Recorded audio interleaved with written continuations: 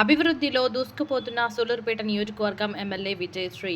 సూళ్లూరుపేట నియోజకవర్గం నాయుడుపేట మున్సిపల్ పరిధిలోని ఎల్ఏ సాగరంలో 2 కోట్ల ప్రభుత్వ నిధులతో మంజూరైన సీసీ రోడ్స్, డ్రైన్స్ పనులకు ఎమ్మెల్యే నెలవెల విజయశ్రీ కూటమి నాయకులు అధికారులతో కలిసి భూమి పూజ, శంకుస్థాపన కార్యక్రమం నిర్వహించడం జరిగింది.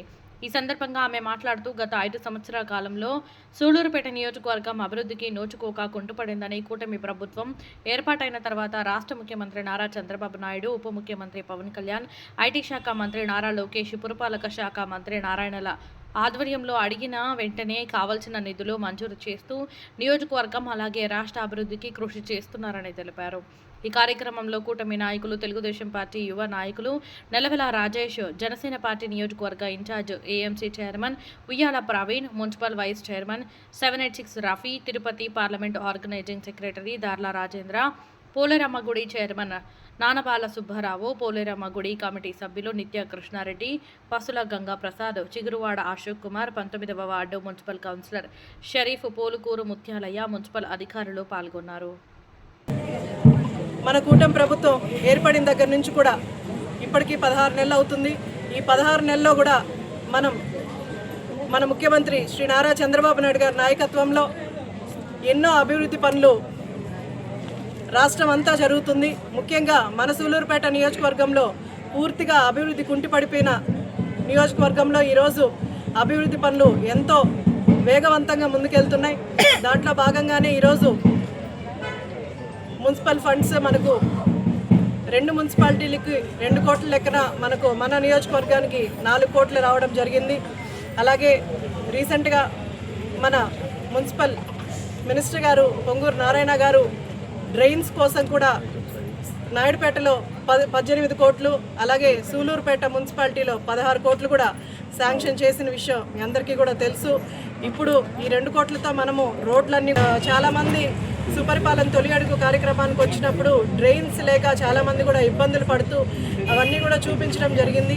ఆ రోజు ప్రతి ఏరియాకి వచ్చినప్పుడు అక్కడున్న డ్రైన్స్ అన్నీ కూడా చూడడం జరిగింది. ఇప్పుడు మళ్ళీ మనకు నారాయణ గారు డ్రైన్స్ కోసమే ముఖ్యంగా ప్రజలు ఇబ్బంది పడుతున్నారు కాబట్టి డ్రైన్స్కే మనకు ఇక్కడ 18 కోట్లు పెట్టడం జరిగింది. అవి కూడా త్వరగానే కమిషనర్ గారిని వాళ్ళకు కూడా చెప్పాను, లిస్ట్ అంతా కూడా ప్రిపేర్ చేసి ఇస్తారు.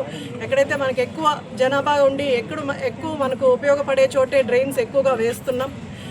ఇవన్నీ కూడా త్వరగా స్టార్ట్ అయ్యి మనకు ఒక 4-5 నెలల్లోనే త్వరగా కూడా వర్షాలు పడితే అడుగు పెట్టడానికే ప్రజలు ఇబ్బంది పడుతున్న పరిస్థితులు మేమందరం కూడా ప్రచారంలో హర్షం వ్యక్తం చేస్తున్నారు.